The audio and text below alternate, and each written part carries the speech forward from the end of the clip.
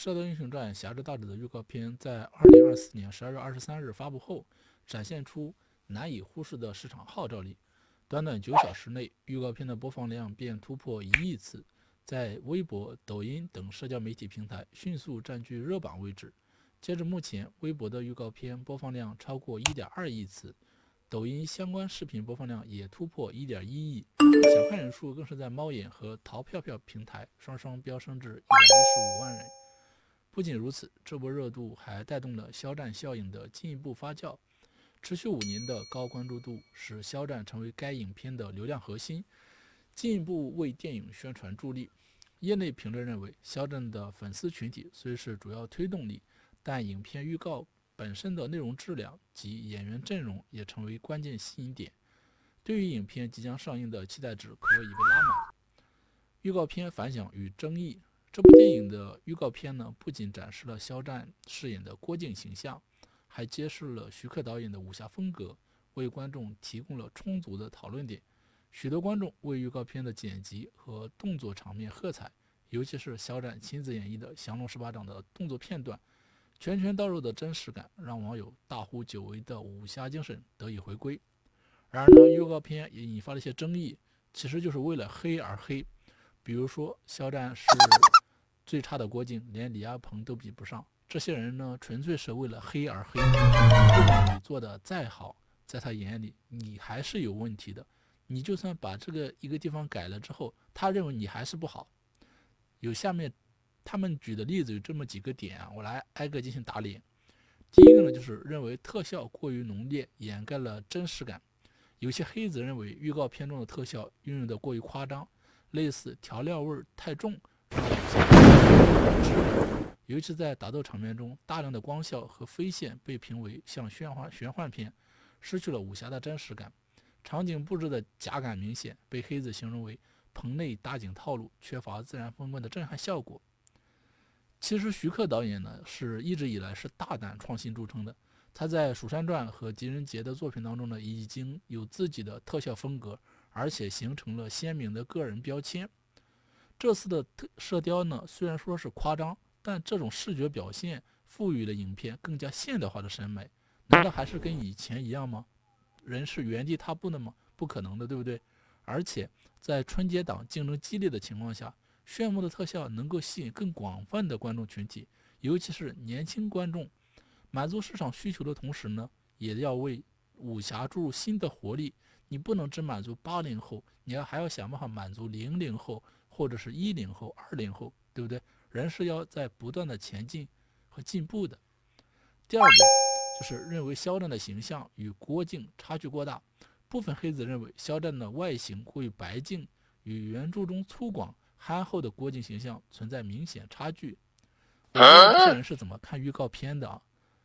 我看到预告片当中其实没有看到白净，这些人理解的白净是不是还是在肖战之前演的角色当中的那种白净呢？拿出来然后去黑这个事情，比如说像陈情令，觉得陈情令太白净了，对不对？然后再把这个移植到射雕里面来说他白净，而且花絮当中展现的变黑变壮，这造型已经体现了他为角色付出的努力。我觉得这些人为了黑而黑，说的这种话真的是有没有动脑子，有没有想过经过大脑？第三个点就是打斗场面失去真实感，有些打斗动作被评价为像发光的冲击波狂欢，缺少武侠当中刀剑相交的真实感。有些黑子呢就拿观众的早期作品进行对比，认为此次的射雕动作戏华而不实，不像新龙门客栈那样接地气。传统武侠的这种真实感固然重要，但现代的观众对于动作场面的需求已经从单纯的真实转向了视听这种结合。徐克呢将高科技特效融入打斗场景呢，不仅提升了这个影片的观赏性，还丰富了武侠片的表现形式。预告片中呈现的拳拳到肉、飞剑对决等场景呢，也是为观众带来了传统武侠没办法提供的这种视听冲击感。正如经典的《卧虎藏龙》也因飞檐走壁的这种动作赢得全球荣誉，这种形式或许会成为新一代观众接受武侠电影的桥梁。第四个点就是说肖战的演技被批不够成熟，与资深演员梁家辉、胡军搭戏时，肖战的表现显得气场不足，存在被碾压的感觉。这些黑子认为肖战的紧张感是比较明显的，未能展现出英雄气概。我想说的是，肖战和他们相比，他们是多少年了，对不对？而且你要相信肖战的这种成长，而且也要相信这些导演对于人物的把控，绝对会比观众要把控的要好的，对不对？而且这么多年，肖战通过自己的多部作品，已经积累了扎实的那种表演经验，尤其是在角色情感层面上的把控，已经逐步成熟。我不知道是从哪里能够看得出来这种所谓的碾压感，我真的是看不出来。你理解的这种碾压感是从哪个地方来的？反而我觉得，就是这次肖战出演郭靖，正是他突破这种偶像标签，迈向实力派演员的一个重要的契机。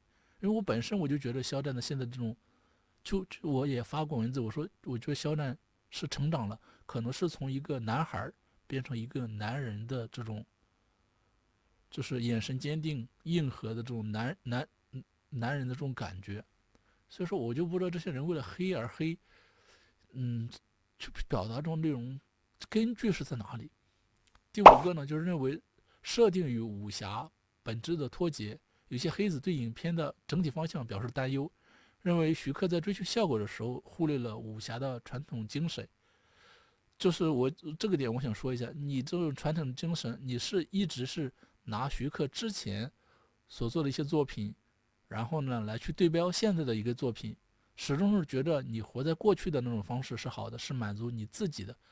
但其实我前面也说过了嘛，有不同的，大家的需求是不一样的，而且这种现代化的元素顺应当代市场这个需求，我觉得这个东西是非常好的。而且这个电影的主题仍然是围绕每个普通人都可以成为英雄的这种武侠精神展开的。你不仅要去关注它这种现代化元素，我觉得还是要去看这个，金庸原著的核心所在是什么，他想表达的这种核心是什么。他通过现代化的这种表达手段，然后将这种传统的武侠的情怀传递给更多的观众，尤其是更年轻的一代。这就相当于是武侠电影市场的一次探索嘛，我觉得也是可以的。而且近年来，玄幻、科幻类的影片都占住了市场主流，对不？武侠片就逐渐式微。我觉得就是像《射雕英雄传》《侠之大者》敢于选择武侠风格切入春节档，本身是一场冒险，当然也是一种自信。本身徐克作为武侠片领域的标志性人物呢，指导水平无疑是该片的一大看点。影片主打的是英雄并非遥不可及，而是每个人心中有正义的人都能成为英雄的主题。这一情怀，然后呢，唤醒观众对传统武侠精神的这种记忆。肖战作为影片的核心主演，面临的不仅仅是与经典角色的一个对比，更有来自其他实力派演员的这种的挑战，比如像梁家辉的欧阳锋、胡军的洪七公等配角，实力雄厚，所以说对于肖战表演的要求就会更高。然而，肖战这么多年的作品当中的优异展现，尤其是在武打动作上的认真态度，为影片增加了一些亮色。从花絮当中，其实大家也可以看到，他花了很多的时间为这个角色动作戏呢演绎的真实也有力，对不？我觉得这种的态度就能让观众看到他的进步和转型。当然，除此之外呢，还有一个点就是各大文旅的账号呢都在用肖战的这歌曲宣传旅游，比如说像西安、河北、澳门、山东的聊城、迪拜，还有一些网友在深圳地铁上拍到了肖战的宣传。最后还有2位网友把肖战的歌曲进行了一个翻唱，以及肖战的家乡重庆。除此之外呢，还有一个父子要跟他孩子说，大年初一我要去带你去看射雕，这就是武侠文化有了一个传承。然后还有一些新闻呢，我就一次性说完了吧，比如说像春节档top5的影片，射雕排在第一，已经过了千万，这些呢我就放到最后，大家可以看一下。我觉得就是射雕的这个热度真的是非常大，肖战的热度也是非常大。不要去听这些黑子在这里乱七八糟的乱说了，我们还是要去支持肖战。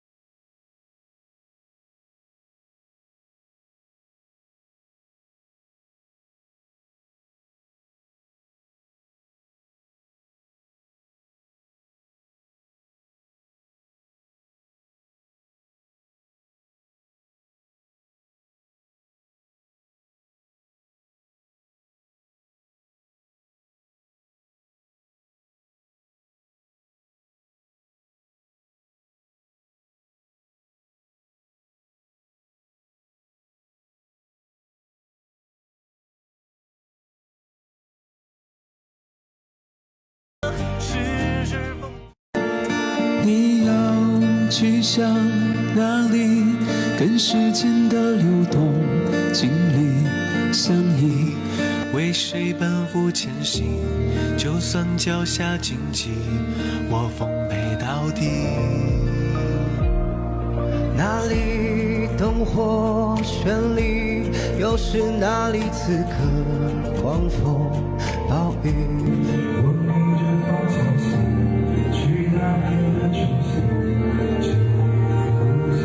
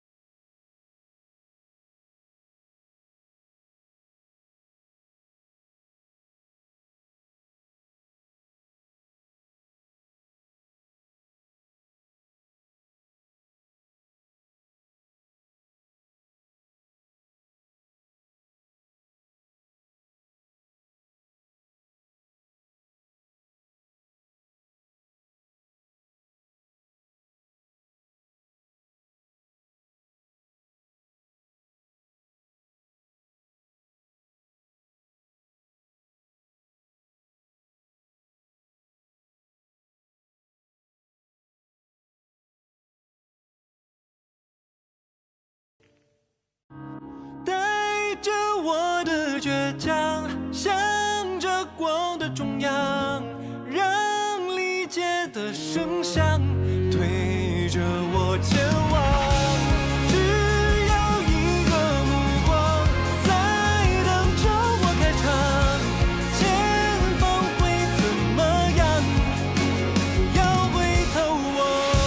带着我的倔强，向着光。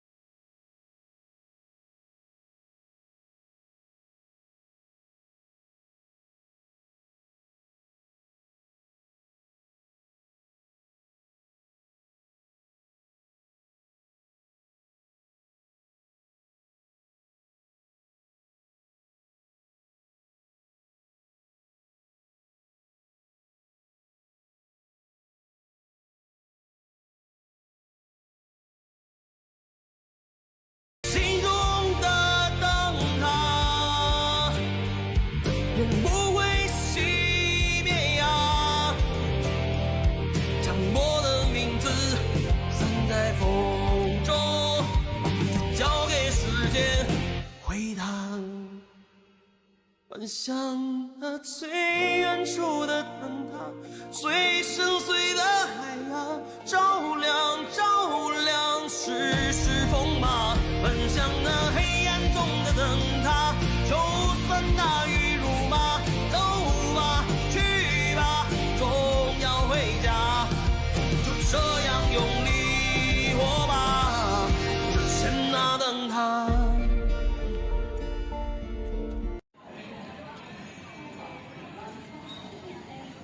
雪战战的新歌《灯塔》。哪里灯火绚丽，又是哪里此刻狂风暴雨？望逆着风前行，去大海的中心，就一意孤行。我赤着双脚，好高。你可以用低一点的第8度啊，原调。我赤着双脚，来，预备起。我赤着双脚，穿过那人潮，就算命运开着玩笑，当孤独和喧嚣在黑夜的孤岛，也要逆着浪潮。奔向那最远处的灯塔，最深邃的海呀，照亮照亮视线风马。你干嘛了？你哭了吗？为什么？就觉得他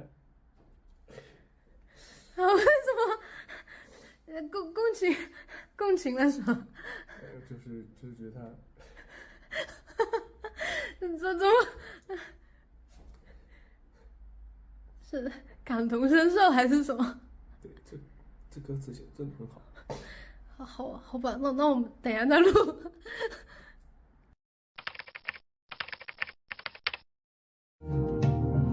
准备了，2、3，奔向那最远处的灯塔，最深邃的海呀，照亮照亮世事风马。奔向那黑暗中的灯塔，就算大雨如麻，走吧，去吧，总要回家。就这样用力活吧，只见那灯塔。小红书